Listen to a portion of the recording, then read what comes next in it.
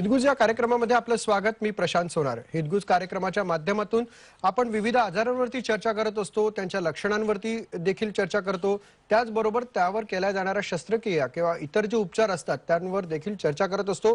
वेगवेगळ्या पॅथीन संदर्भात आपण मार्गदर्शन घेत असतो वेगवेगळ्या डॉक्टरांकडून. आज आपल्यासोबत आहेत डॉक्टर सचिन पुरुषोत्तम लोहिया. ते काय मार्गदर्शन करणार आहेत आपण ते जाणून घेऊया. आपण तत्पूर्वी मी त्यांचं स्वागत करतो. सर, आपलं कार्यक्रमामध्ये स्वागत. डॉक्टर सचिन लोहिया हे पेन फिजिशियन आहेत आणि सिनियर ॲक्युपंक्चरिस्ट आहेत. गेल्या 23 वर्षांपासून ते या क्षेत्रामध्ये कार्यरत आहेत. बीजिंग डिस्ट्रिक्ट कॉलेज आणि व्हिएतनाम येथील WHO चे एल्युमिनी आहेत. इंडियन अकॅडमी ऑफ ॲक्युपंक्चर सायन्सचे सचिव देखील आहेत.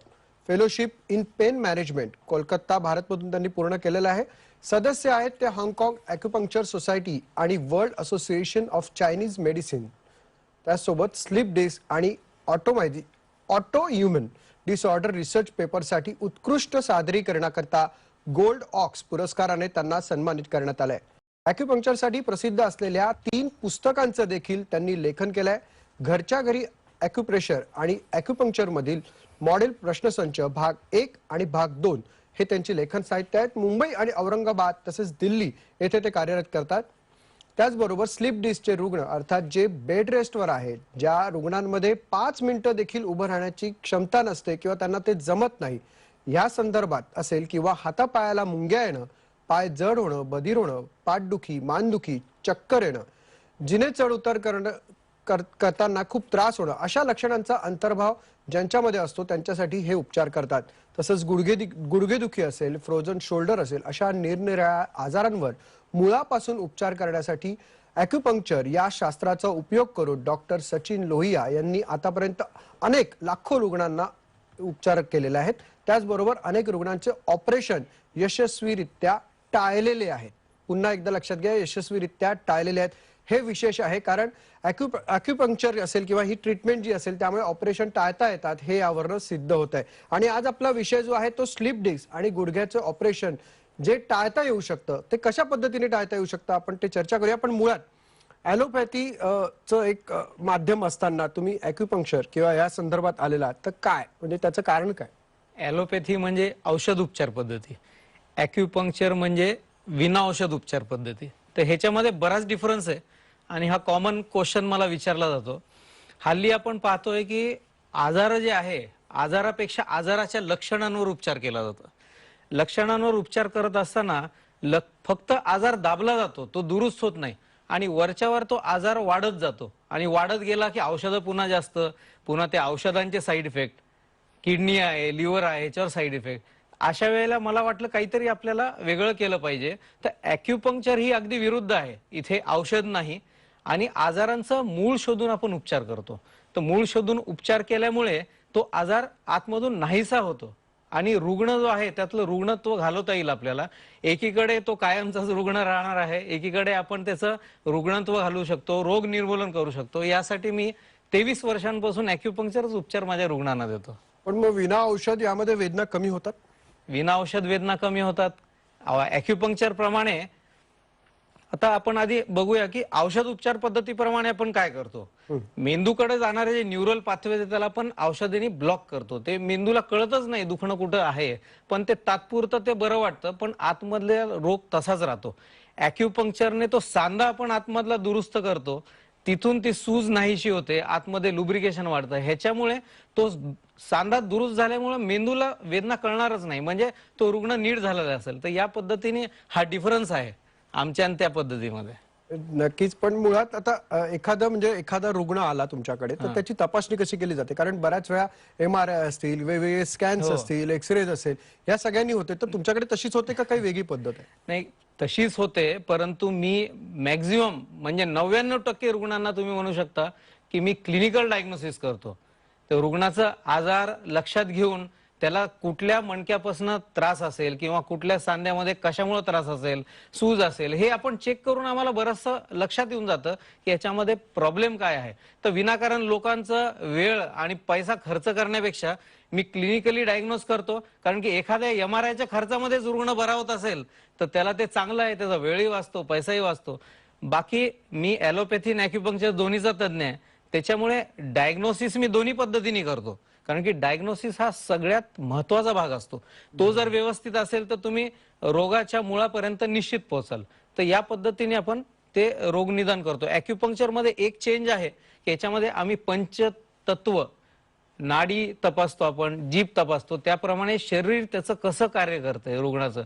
वात प्रकृती असेल तर कशामुळे असेल, रक्तात उष्णतेने असेल का लिव्हरच्या उष्णतेने असेल, कशामुळे असेल तर ते आपण शोधून काढतो. नाडी परीक्षण, जिभेचं परीक्षण. त्याचप्रमाणे ॲक्युपंक्चर मध्ये एक नवीन तपासणी आहे, ह्याला आपण ॲक्युग्राफ म्हणतो. तर यामध्ये हे सगळे मेरिडियन्स जे आहेत चेतनातंतू बॉडीच्या, हे सगळ्यांचं आपल्याला अभ्यास होतं. याप्रमाणे आपल्याला लक्षात येतं की कुठला वीक आहे. लाल म्हणजे उष्ण, हिरवा म्हणजे नॉर्मल, ब्लू म्हणजे वीक. तर या पद्धतीने आपण ज्यांना शारीरिक म्हणजे आतमधून, जसं संधिवात आहे, संधिवात हा स्थानिक आजार नाहीये, तो फिरत राहतो शरीरभर. असे अनेक वात विकार आहेत. तर त्यामध्ये आपल्याला ह्याचा फायदा मिळतो की हा कुठून असेल. परंतु मी मॅक्झिमम क्लिनिकल डायग्नोसिस करतो. मला एक्सरे, MRI ची क्वचितच गरज पडते, पण शक्यतो मी ते तिकडे पाठवतच नाही रुग्णाला. साधारणपणे एक लक्षणं बघितली की तपासणी केली जाते, तपासणी केली की त्या पद्धतीने उपचार. मग हे उपचार कसे केले जातात? ॲक्युपंक्चर प्रमाणे शरीरावरती असे मेरिडियन्स आहेत, आपण या पुतळ्यावर बघू शकता, असे मेरिडियन्स आहेत. तर हे जे मेरिडियन्स आहे यावरती आम्ही हे मेरिडियन्स मध्ये एनर्जी आणि रक्ताचा प्रवाह असतो. ह्याच्यामध्ये जर समजा इथे ब्लॉकेज झाला तर पुढे सप्लाय जात नाही, तर इथे हात बधीर पडू शकतो, याला मुंग्या येऊ शकतात किंवा स्थानिक इथे दुखणं असू शकतं. तर ॲक्युपंक्चर मध्ये आम्ही हा शोधला होता की कुठला मेरिडियन त्याचा कमकुवत झाला किंवा ब्लॉक आहे, तर त्याप्रमाणे उपचार केला जातो. सगळ्यात कॉमन पद्धत आहे हे निडल लावून. हे निडल्स आहेत अशा बारीक डिस्पोजेबल निडल्स असतात. आमच्या सगळ्या सेंटर्सला सगळ्यात प्रथम आम्ही हे पाहतो की उपचार जे आहेत ते हायजिनिक आणि डिस्पोजेबल सगळे सेट असले पाहिजे, म्हणजे रुग्णाला दुसऱ्या कुठल्या आजाराची भीती नाही. तर अशा निडल्स असतात एकदम फाईन, आपल्याला कॅमेऱ्यावर दिसतही नसेल एवढी फाईन असते. या पद्धतीने आपण ते आतमध्ये लावतो. दुखत सुद्धा नाही, कारण की ह्याच्यामध्ये छिद्र नसतो आतमध्ये. अच्छा. त्यामुळे ही निडल फिलिफॉर्म निडल आहे, अशी स्किन मध्ये इझिली जाते. असे विविध पॉइंट्सवर आम्ही उपचार देतो. ही कॉमन पद्धत आहे ॲक्युपंक्चर करण्याची. दुसरं मॉक्सिबशन असतं, ह्याला शेक देतात निडलला किंवा त्या स्किनला. तिसरं कपिंग थेरपी असतं, ज्याला आयुर्वेदामध्ये रक्तमोक्षण म्हणतात. ते कप्स पण आम्ही डिस्पोजेबल वापरतो. तर ते असे वेगळे, समजा फ्रोझन शोल्डर आहे तर काही लोकांना आम्ही कपिंग करतो, पण सगळ्यांना करायचं नसतं ते. रुग्णाला चेक केल्यानंतर हे लक्षात येतं की ह्याला काय उपयुक्त आहे. जर त्याला विकनेस असेल जॉईंट मध्ये, त्याला कपिंग करत नसतात. ज्याला सूज असते त्याला आम्ही ते कपिंग करतो ट्रीटमेंट. असंच लेझर ट्रीटमेंट आहे, प्लम ब्लॉसम आहे, वेगवेगळ्या टाईपचे उपचार आहेत त्याच्यामध्ये, पण जे कॉमन आहे ते ॲक्युपंक्चर. ते पहिली जी सुई आहे म्हणा, मी हरकत नाही, तर ती तुम्ही खांद्यावरती ठेवली. तर मग फ्रोझन शोल्डर सारखा आजार झाल्यानंतर काय कसं करता? सगळ्यांना वाटतं की जिथे आजार आहे तिथं सुया लावा म्हणजे बरं होतं. तसं नाहीये. ॲक्युपंक्चर मध्ये मी जसं बोललो तुम्हाला की नाडीचं परीक्षण, जिभेचं परीक्षण करून आम्ही शोध लावतो मेरिडियन्स कुठले प्रभावित आहेत. ह्याचे मेन पॉइंट जास्त जे असतात मनगटाच्या खाली आणि पायाच्या खाली असेल. सगळ्यांना आश्चर्य वाटेल, पण हे जे पॉइंट्स आहेत इथे जे आम्ही निडलिंग करतो, ट्रीटमेंट करतो, या सर्व स्थानिक निडलपेक्षा ते महत्वाचं असतं. त्याचा रिझल्ट लॉंग स्टँडिंग असतो. अनेक रुग्णांना परत परत तो गुडघेदुखीचा असो, सांध्याचा असो, तो त्रासच होत नाही जर व्यवस्थित त्याचं आजाराचं निदान केलेलं असेल ॲक्युपंक्चर पद्धतीने. किती काळ लागतो बरं व्हायला साधारण तसं पाहायला गेलं तर जर रुग्ण लवकरात लवकर आला, आता कसं आहे रुग्णाच्या हातात असतं की त्याला कुठली पद्धतीकडे जायचं, कुठल्या उपचाराकडे जायचं. आता बरेचसे रुग्ण त्याच त्या पॅथीच्या डॉक्टरला सारखं सारखं दाखवतात आणि विविध वेगवेगळ्या गोळ्या घेतात. खरं तर ते फक्त कंपनीचे नाव बऱ्याच वेळेला बदललेले असतात, बाकी काही नाही. तर अशा वेळेला तुम्ही रुग्णांनी विचार केला पाहिजे की मला बरं व्हायचंय, तर माझा हा मुळापासून आजार कसा दुरुस्त होईल, कोण करू शकेल, कसं करू शकेल. तर ॲक्युपंक्चरने हे या पद्धतीने आम्ही ट्रीटमेंट देतो. रुग्ण जर लवकरात लवकर आला, तर आता माझ्याकडे एक फ्रोझन शोल्डरची केस होती, त्याला पहिल्या दिवशी झाला, दुसऱ्या दिवशी आला आणि अक्षरशः एक सिटिंग मध्ये तो बरा झाला. आता आजच माझ्याकडे दादरला एक केस आली फ्रोझन शोल्डरची. मी तिला राईट साईडला, शिवाजी पार्कची पेशंट आहे, राईट साईडला मी ट्रीटमेंट दिली होती शोल्डरला. तो पूर्ण झालेला आता 3-4 वर्ष उलटली. आता त्यांना लेफ्टला त्रास झाला. मला म्हणले हा कसा झाला. मी म्हणलं तुम्हाला डायबिटीज आहे, डायबिटीजच्या लोकांना प्राथमिक दुष्परिणाम फ्रोझन शोल्डर असतो आणि कधी कधी अतिरेक झालं तर कधी दुखतं. पण आता मला खात्री आहे आणि त्यांनाही खात्री आहे रुग्णाला की माझा आधी बरा झाला, आताही बरा होणार. असं फास्ट होतं. पण जुना जरी झाला समजा एखाद्याला 2 वर्षापासून, 4 वर्षापासून, 8 वर्षापासून संधिवात आहे, ह्याच्यामध्ये पण चांगले रिझल्ट येतात. थोडा वेळ जाईल परंतु रिझल्ट येतात चांगले. म्हणजे ऑपरेशन टाळता येतं असं म्हणायला हरकत नाही. ऑपरेशन बऱ्याच ठिकाणी आपण म्हणजे 90% लोकांना मी 90% लोकांचे आपण टाळू शकतो. मग गुडघ्याला देखील हाच प्रॉब्लेम असतो, तर त्याच्यावर उपचार कसे करतात? गुडघेदुखी फार कॉमन आहे आणि हल्ली कसं ते रिप्लेसमेंटमुळे तो आणि लागणारा खर्च 6-6, 8-8 लाख, त्याच्यामुळे त्याला भरपूर व्हॅल्यू आलेली आहे. दोन हाडांच्या मध्ये जी कुर्ची असते त्याला कार्टिलेज म्हणतात. त्या कार्टिलेज मध्ये घर्षण होतं आणि लुब्रिकेशन कमी होतं सांध्यामध्ये. तर ह्याच्यामुळे हाडाला हाड घासून ती कुर्च्या पण घासून आतमध्ये सूज येते आणि गुडघेदुखी होते. तर अशा पेशंट्स मध्ये पण आम्ही आजाराचं मूळ शोधतो. ह्याचे मेन पॉइंट्स तसे गुडघ्याच्या जवळ असतातच, त्याच्याने सूज कमी होते, त्याच्याने पण तो बरा होतो. आणि पंचतत्वाप्रमाणे जसं वयस्क लोक आहेत ह्यांच्यात गुडघेदुखी असते, तर त्याच्यामध्ये आतमध्ये लुब्रिकेशन का कमी होतं, तर त्याच्यामध्ये वॉटर मेटाबॉलिझम ॲक्युपंक्चरने ते कमी होतं. तर ते ॲक्युपंक्चर पद्धतीच्या काही बिंदूंनी आम्ही किडनीची किंवा वॉटर मेटाबॉलिझम इम्प्रूव्ह केला तर तो गुडघा पण दुरुस्त होतो. तर या पद्धतीने आपण त्याला रिव्हर्सल काही करू शकतो आणि तो बऱ्यापैकी चांगला होतो. पण मग परत म्हणजे पूर्वपदावर येऊ शकतो? पूर्वपदावर येणारे बरेच रुग्ण आहेत. अशातच माझ्याकडे दादरला एक केस झाली, तर ती ओला उबर शिवाय फिरत नव्हती लेडी. आता ती म्हणते मी 35 नंबर बसनी व्यवस्थित फिरते. तिने 4 वर्ष आधी एका गुडघ्याचा माझ्याकडे ट्रीटमेंट केला होता, तो पूर्ण नीट होता. आता त्या मला सांगतात आता मी 6 महिन्याच्या आधी मला त्रास झाला आणि अक्षरशः 20 सिटिंग मध्ये, म्हणजे एमआरआय जेवढाच खर्च म्हणू शकता तुम्ही, 20 सिटिंग मध्ये तोही गुडघा बरा झाला. आता दोन्ही फर्स्ट क्लास आहेत गुडघे, मार्केटला जातात, त्यांना रडू कोसळायचं एवढं जास्त गुडघेदुखी पायऱ्या चढाय उतरायला होती. तर असे केसेस आम्ही बरेच अनुभवलेत.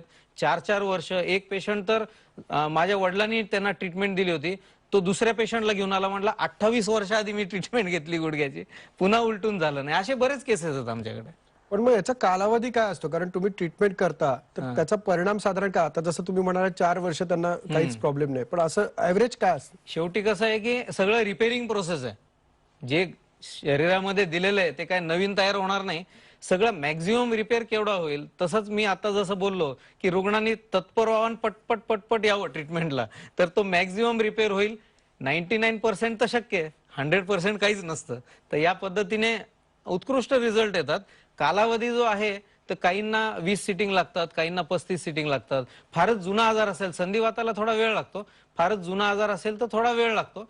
परंतु आम्ही अगदी 15 वर्षाच्या माझ्याकडे शिवाजी पार्कच्या जवळच एक क्लिनिक आणि आहे, मुंबईला, ठाण्याला आहे, अंधेरीला आहे. तर हे क्रिकेटर स्पोर्ट्समन पण येतात गुडघेदुखीसाठी आणि बरेच दिग्गज स्पोर्ट्समनला, क्रिकेटर्सला मी स्वतः ट्रीटमेंट दिलेली आहे. आणि अगदी 90-92 वर्षाच्या एका आजीला पण मी अंधेरीला ट्रीटमेंट दिलेली आहे. म्हणजे सगळ्या रेंज, सगळ्या टाईपच्या पेशंटला ट्रीटमेंट दिली आहे. चांगले रिझल्ट येतात. म्हणजे थोडक्यात फक्त वेळेवर उपचार घेणं गरजेचं आहे. वेळेवर तुम्हाला जर म्हणजे प्रेक्षकांना जर म्हणायला झालं तर तुम्हाला जर हे काही आजार असतील किंवा अशा पद्धतीचं दुखणं असतील तर तुम्हाला इथे नंबर देखील दिलेले आहेत, ज्यावर तुम्ही डॉक्टरांशी संपर्क देखील साधू शकता. तुमचे जे काही प्रश्न आहेत ते बोलू शकता, त्यावरती उपचार देखील घेऊ शकता. पण स्लिप डिस्कच्या बाबतीत असं होऊ शकतं का? कारण बरेच लोक थोडं घाबरतात. स्लिप डिस्क म्हणजे अगदी माझ्याकडे म्हणजे अंथरुणावर असलेले रुग्ण येतात, अँब्युलन्स मध्ये घेऊन येतात, कोणी व्हीलचेअरवर येतं, चांगले रिझल्ट येतात. स्लिप डिस्क मध्ये 2 हाडांच्या मध्ये जी कुर्च्या असते डिस्क, तिला सूज येते, अशी फुगते ती, त्याच्यामुळे हे नर रूट कॉम्प्रेस होतात आणि ती नस दबल्याने, इथे जर नस दबली कमरेमध्ये तर हा पूर्ण पाय दुखतो.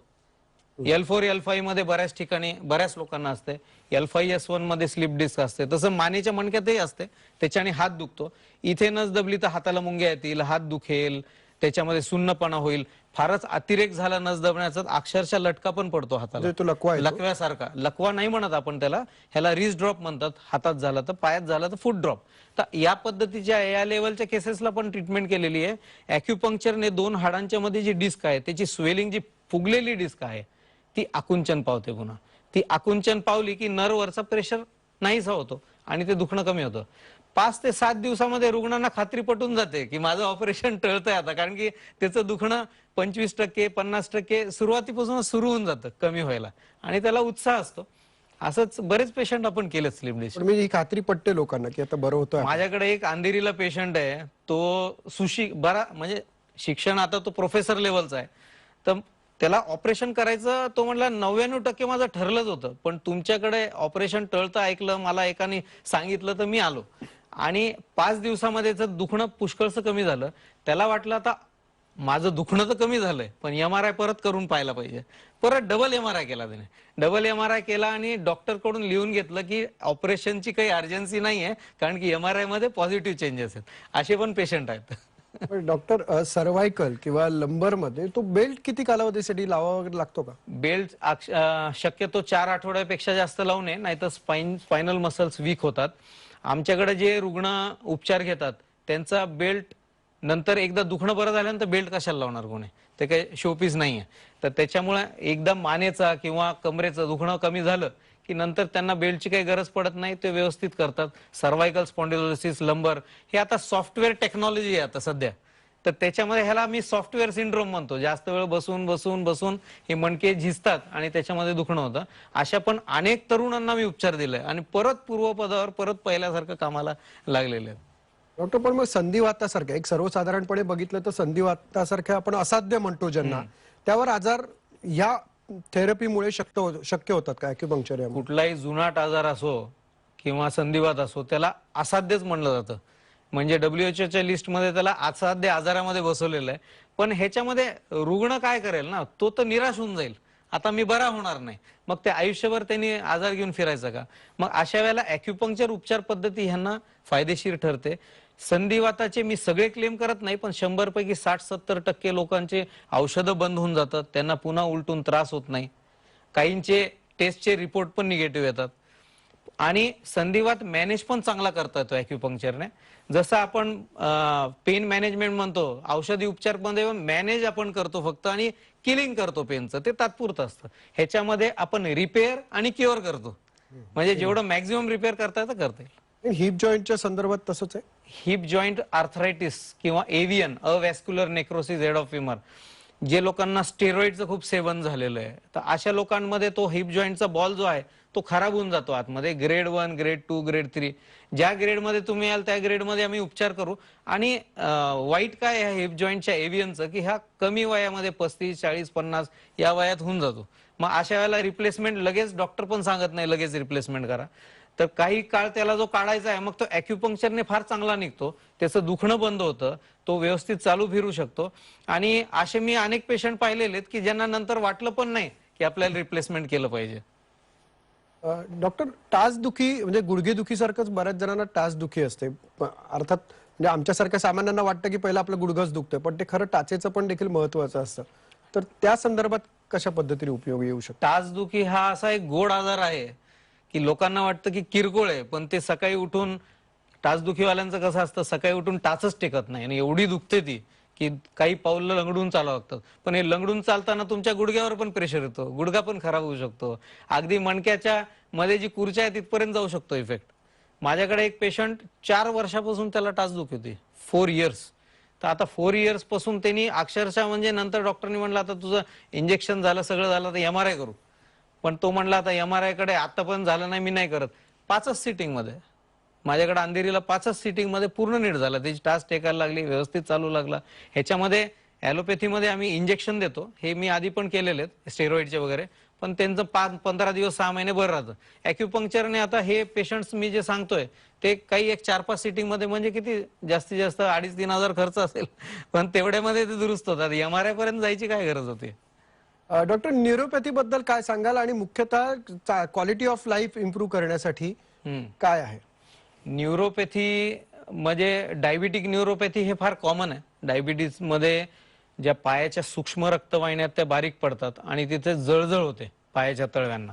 आता जळजळ होते तर ही थांबवायची कशी? तर औषधीमध्ये आम्ही ते काही औषधं देऊन मेंदूच्या संवेदना तिथं बंद करतो, पण ते तात्पुरतं राहतं, वरच्यावर वाढत जातात ते. तर ॲक्युपंक्चरने आपण हे जे चेतनातंतू आहेत पायाला जाणारे ह्याला आपण उपचार देतो आणि ह्याच्यामधला सप्लाय वाढवतो. हे सोपं झालं सांगायला, पण ह्याच्यापेक्षा महत्वाचं असतं मेंदू. आपल्या मेंदूला 90% ग्लुकोजच लागतं आहार म्हणून, आणि तो जर नाही मिळाला तर इथूनचा हा सगळ्यात दूरचा आहे ना, हे काश्मीर आहे, कन्याकुमारी आहे, तर इथपर्यंत असा सप्लाय इथंच बाधित होतो. त्याच्यामुळे न्यूरोपॅथी जास्त ह्या तळव्यांमध्येच होते. त्यामध्ये तर ॲक्युपंक्चरने आपण मेंदूला जाणारा जे ग्लुकोजचं सप्लाय आहे किंवा बॉडी मधला ग्लुकोजचं ऍब्सॉर्प्शन वाढवतो. ते वाढलं की ऑटोमॅटिकली छान काम करतं. इथूनचा सप्लाय इथे वाढतो आणि ते न्यूरोपॅथी बऱ्यापैकी कमी होते. हल्लीच माझ्याकडे एक पेशंट आहे, म्हणजे त्याला एवढी जास्त न्यूरोपॅथी होती की बॅलन्स जायचा आणि असं वॉकरवर चालायचा. स्पर्शज्ञान कमी असतं ना. आपण लहान मूल पाहतो ना, जन्मल्यानंतर लगेच चालत नाही, लडबडत चालतो. का? कारण की त्या तळव्याला तेवढा सप्लाय नसतो. ॲक्युपंक्चरने आपण ज्यांना ज्यांना न्यूरोपॅथी त्यांचा सप्लाय एकदा वाढवला की परत त्यांचं लडबडून चालणं बंद होतं. आता अरे असे बरेच पेशंट आहेत ज्यांना फक्त जळजळ असते ते तर फार लवकर बरे होतात, पण सुन्नपणा आल्यानंतर जरा वेळ जातो कारण की ती नस खूपच वीक झालेली असते. पण तरी त्याच्यावर उपचार करून आम्ही असे पेशंट व्यवस्थित चालवले. ते ट्रेननी फिरतात आता. जे लोक 2-2 लोकांना घेऊन यायचे ते आता सिटी बसनी एकटे फिरतात. शेवटचा प्रश्न जो मी विचारला की जीवनशैली एक तर बदलत चाललेली आहे, हां. तर काय क्वालिटी ऑफ लाईफ साठी अगदी 2 वाक्यात? क्वालिटी ऑफ लाईफसाठी ॲक्युप्रेशर बेस्ट आहे. घरच्या घरी तुम्ही काही पॉइंट्स दाबून उपचार करू शकता. जसं आता सर्वायकल स्पॉन्डिलोसिस आहे, तर हे मानेच्या पाठीमागे जी हड्डी आणि तर केस आहे ह्याच्यामध्ये हे पॉइंट्स असे दाबायचे सर्वायकलसाठी. त्यानंतर दोन्ही हात असे ठेवले तुम्ही तर हा मधला बोट जिथं टेकतो तो प्रेशर पॉइंट दाबायचा आणि हा इथं एक पॉइंट दाबायचा. हे अगदी ज्यांना सुरुवात झालेली आहे त्यांना बरं आहे. ज्यांचा अतिरेक झाला आजार त्यांना ॲक्युपंक्चर करावं लागेल. हे सर्वायकल साठी झाले. लंबर स्पॉन्डिलोसिस साठी पण पॉइंट असतात, गुडघेदुखीचे असतात. इंस्टाग्रामवर माझं चॅनल आहे, त्याच्यावरती मी रोज एक व्हिडिओ टाकतो ज्याच्यात ॲक्युपंक्चर बद्दल नाहीये, लोकांनी घरच्या घरी कुठले पॉइंट दाबायचे आणि बरं व्हायचं ते हे सगळ्यांना मोफत मी अवेलेबल करून दिलंय माझ्या पद्धतीने. नक्कीच आपले आजार आणि ॲक्युपंक्चर थेरपी ही जी थेअरी म्हणता येईल आपल्याला, ती प्रत्यक्षात जी उतरवल्यानंतर किती आजार बरे होऊ शकतात याबद्दल खूप चांगली माहिती आपण सांगितलीत. त्याबद्दल आपले धन्यवाद. नमस्कार. तर डॉक्टर सचिन यांनी आपल्याला या संदर्भातली जी माहिती सांगितलेली आहे ते ही माहिती अर्थातच वेळेच्या अभावामुळे आपल्याला कदाचित कमी मिळू शकली असेल, तर तुम्ही जे संपर्क नंबर होते त्या संपर्कावरती तुम्ही संपर्क साधून हे यांना विचारू शकता की या आजारासंदर्भात काय काय ट्रीटमेंट आहेत, त्यांच्याकडे ट्रीटमेंट देखील तुम्ही घेऊ शकतात. पण महत्वाचं म्हणजे घरच्या घरी उपाय करा, पण ते वैद्यकीय सल्ल्याशिवाय करू नका किंवा वैद्यकीय मार्गदर्शनाखालीच करा. तुर्तास वेळ झाली आहे हितगुज या कार्यक्रमामध्ये आता इथेच थांबण्याची. पाहत राहा झी 24 तास.